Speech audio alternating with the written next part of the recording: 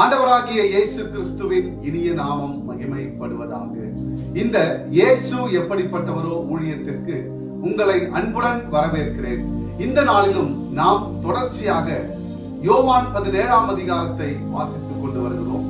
3 வசனங்கள் வாசிக்கப்பட்டு இன்றைக்கு 4ஆம் வசனத்திற்கு நேராக நாம் கடந்து போகிறோம். யோவான் 17ஆம் அதிகாரம் 4ஆம் வசனம் இப்படியாய் சொல்கிறது: பூமியிலே நான் உம்மை மகிமைப்படுத்தினேன், நான் செய்யும்படி நீர் எனக்கு நியமித்த கிரியை செய்து முடித்தேன்.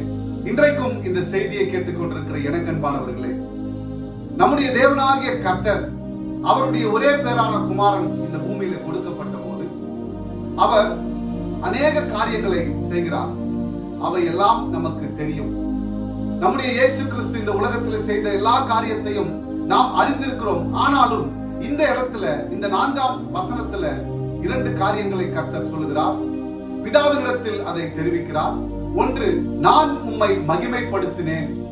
இரண்டாவது, நான் செய்யும்படி நீர் எனக்கு நியமித்த கிரியையை செய்து முடித்தேன். எனக்கன்பானவர்களே, இந்த 2 காரியத்தையும் நீங்கள் சற்று கவனிக்க வேண்டும். இந்த பூமியில கொடுக்கப்பட்ட ஒரு மனிதனுடைய வாழ்க்கையில தேவனை மகிமைப்படுத்தக்கூடிய காரியத்தை உடையவனாய் காணப்பட வேண்டும்.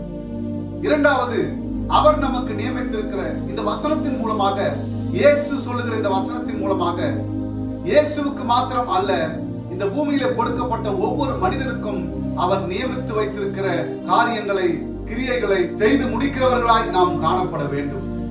தேவனிடத்தில் இருந்து எதையாவது பெற்றுக் கொள்ளலாம் என்ற எண்ணத்தோடு கூட கடைசி வரை வாழ்வது அல்ல கிறிஸ்துவ வாழ்க்கை.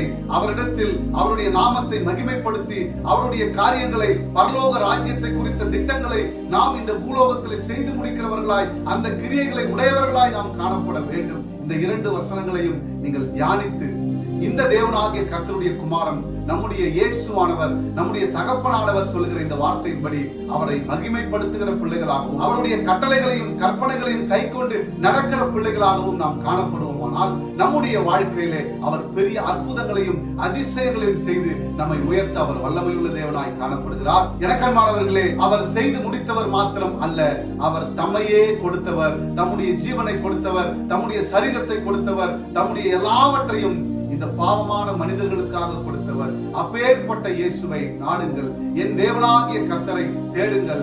அவர் உங்கள் வாழ்க்கையில் ஒரு அற்புதத்தை செய்ய வல்லவராய் இருக்கிறார். Thank you. God bless you.